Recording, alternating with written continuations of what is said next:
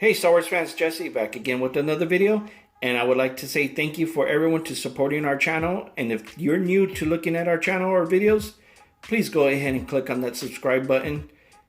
It will make us really happy. So what you see here is the TIE Fighter Ecliptic Evader from the expanded universe. The Biggs and Hobbie flew these, and they have a hyperdrive installed into it and a little compartment for the R2 unit or whatever droid they have. Now, this TIE Fighter is really big. If you have me on Instagram, if you don't, I will post a link down below in the bio, so you can go ahead and click on it and follow me on Instagram, and let me know that you sub to me too, so I can give you a proper thank you. Now, back to the TIE Fighter. This TIE Fighter is really cool, but there were some issues back in the day when it came out 11 years ago. This was released in 2008, and in 2008, Hasbro sold it for $59.99, which was really expensive back then and way out of my league. I couldn't even pay for that. I mean, that's how expensive it was. And I think that was probably like one of the most expensive ships back then. I mean, and this is for a TIE Fighter. Now let me show you the sides of the TIE Fighter, which is really cool. Okay, so this is the side of the TIE Fighter, and it has a Rebel insignia, which brings the TIE Fighter out more lively than compared to just one, gray and black, just, two colors. This gives it a little life. And a lot of people will be like, oh, is that custom made, or did you do that? Because 11 years ago, no one probably has forgotten this, and no one was born yet. So a lot of kids, will trip out on this because it's different compared to the other TIE Fighters. Now here's the other side of the TIE Fighter. Same thing, same paint scheme. So they're not gonna leave one side painted with the Rebel signal and the other side empty. So it was a good idea for them to paint both sides. So there's the back of the ship. Like I said, when this ship was released, it did come with a figure. And this is from the series from the expanded universe, Star Wars Empire. There's two buttons that can release the wings as if the ship exploded. So you push this button and that button and the wings will come apart. It is kind of loose. I guess that's how it's made. It's kind of wobbly, but it's okay. It's a little dusty. Now this is the front again. The only problem, it is not battery operated. It would have been cool if you can add a couple of batteries just for sound, the proton torpedo or the guns. It would have been good if they did that, but they didn't. But if they did, that would have been, the price would have been more, because like I said, it was $59.99. If they did electronic, it would have probably been $69 or $65. Anyway, so the front is pretty good. Kind of reminds me of a vintage style in a way. All the stickers are there. Here's the canopy top.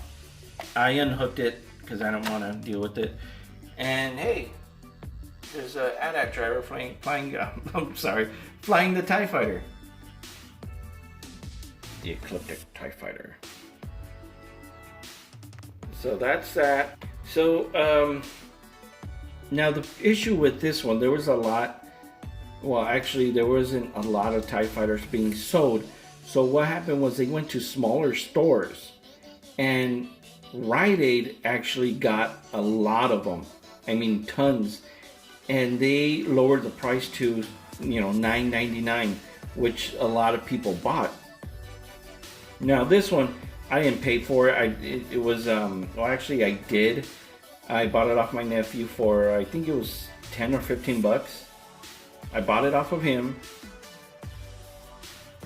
and unfortunately it didn't come with the box. That's fine, but it did come with one Imperial pilot figure, and I don't have that figure. So there's an AT driver flying.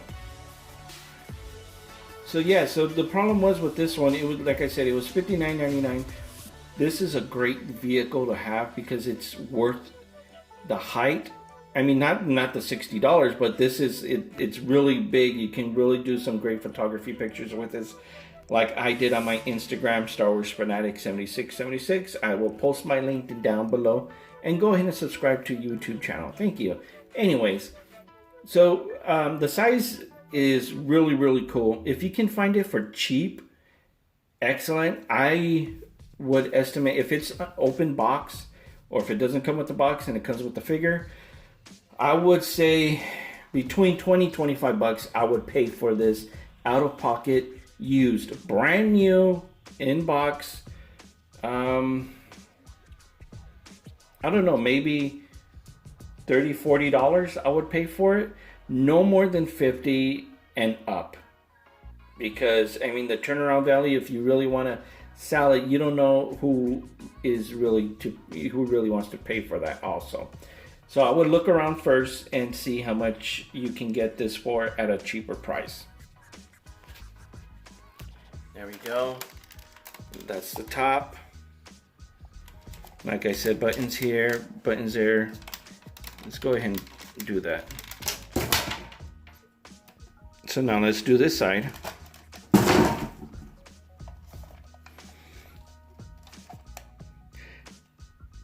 Just like the TIE Fighter from Power of the Force, you push the top buttons, and then obviously the wings come out. There's a spring. Also the other side. There is the top. Those two things right there go inside here, right there. Kind of like slide them in. But I left it open so we can just go ahead and see inside quicker. Let's see this figure real quick. The wings are awesome. I love the wings, or the panels. I don't want to say wings. Alright, so this figure is... It's not that old. Well, maybe 10 years old probably.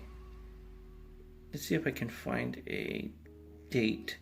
Always check the legs. There's nothing there. Inside the, let's see if, sometimes in the hip. But let me see if I can get a closer look. Okay, so unfortunately there is no date on his body. If so, I probably missed it. Let me check the back of his trousers. Okay, nothing. It's a decent figure. It's not bad.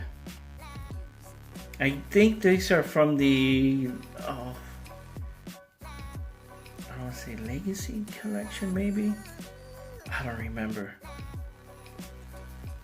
But this is not bad. It's a good figure. I'll probably take this one and take pictures of them outside. So here's one of the wing panels. I said wings again.